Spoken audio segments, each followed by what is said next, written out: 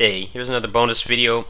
I forgot to mention there's been quite a few things announced for the last bit of this month that I was totally not prepared for.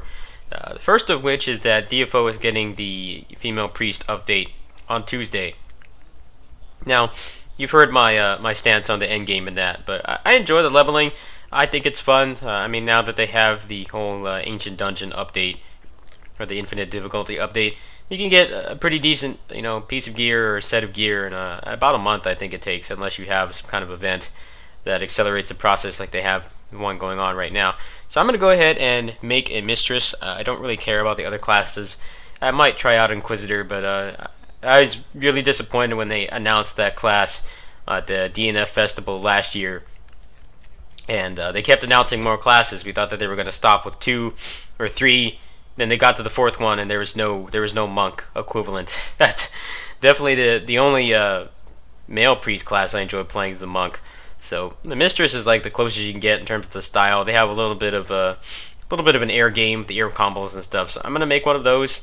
However, on the same day, Kritika is coming back.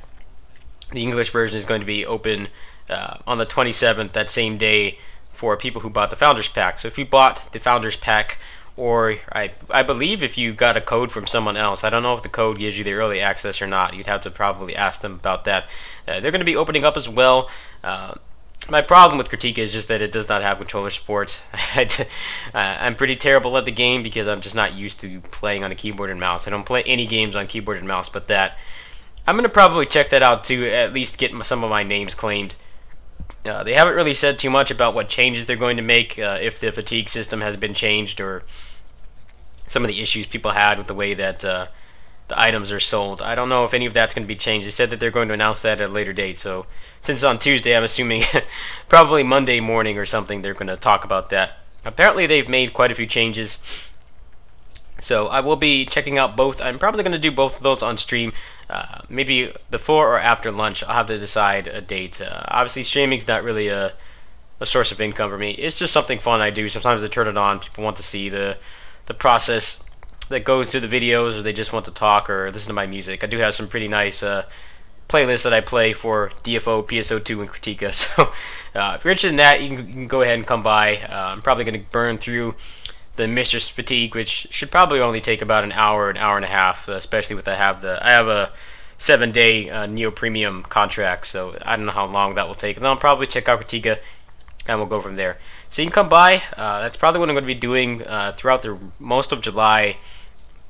July 26th is the hero update on PSO2. But the problem is, for some reason, they have brought back or reintroduced the requirements for playing as a class, which I think is odd. They have not done that since episode 2. Episode 2, you had to grind. I think you had to grind the respective class to level 30 to get access to them, and they're bringing that back. But now the requirement is having one class in each attack type at level 75. So I really don't know if I'm going to be doing that. I really don't care for the tech attack classes, and the problem with that game is, when you play a class that's a different attack type from another, you need basically a different set of armor, unless you create a hybrid set, which I think is pretty expensive. I'm not sure what the economy is in that game right now. I haven't really played it seriously in a year, so I don't know how much things have changed. But you would need a mag, a separate piece, or separate set of gear, your armor, and then ideally you would need some pretty decent weapons as well. I'm not sure why they're adding such a barrier of entry to new content when I check bump.org every few weeks or once a week or something. The content they've been adding has been pretty barren, so I don't know why they're doing that. I mean, maybe they just want to increase the grind, or they want to throw people who have all the classes at 75 a bone, but I'm not going to guarantee I'm going to do that. It does look pretty fun. They do have a kind of pseudo real-time weapon switching mechanic in the game, which sounds really awesome, but it just seems like it's going to be such a daunting task to prepare for that class, let alone level everything up. I don't know if I have it in me. I mean, I'm an old school PSO2 player. I've been around since the beta. I play that game in spurts. I think the main problem with that game is still how much you have to mold your life around it. They have made some pretty decent efforts at trying to change that, but still, all the best stuff in the game is still tied to the emergency quests, and unless you can idle in the game or tweak your schedule around it. It's very difficult to get anything good, and the collection file system has been a bit of a double-edged sword, because they have, you're able to get pretty decent stuff just for playing the game, and you don't really have to worry about RNG too much, but you're still at the mercy of the emergency quests. Even with the triggers, you have to have somebody who can pay for them if you can't pay for them yourself. And obviously, the collection files expire. They do revive them later on, but if you're not available to play during that time, or you just don't feel like playing, you're at a pretty distinct disadvantage, because apparently, I think the last couple the collection files have been like some of the best in the game, and obviously I was not playing, so now my character is at this huge disadvantage just because I was not actively playing during that time.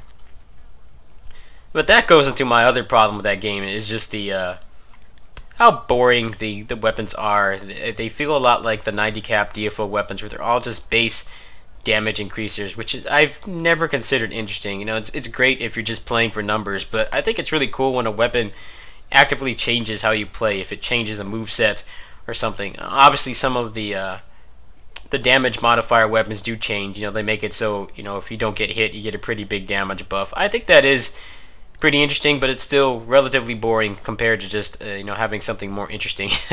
That's a problem a lot of people have had with the current DFO endgames. The level 90 weapons are exponentially less interesting than the 85 ones, which had a lot of cool properties on moves and things like that. So I don't know if I'm going to do that. I probably will make an effort to. Maybe I can convince one of the DFO streamers or PSO2 streamers to help me out. But that's what I'm going to be doing on the 27th. I'm going to be checking out both of those games, and I'll definitely be leveling up the Mistress, probably up to 85. The level 90 cap it's very boring and frustrating to go through. The experience required to level up is like ridiculous. A lot of the enemies, they just have like crazy invincibility frames for no real reason other than just to piss you off.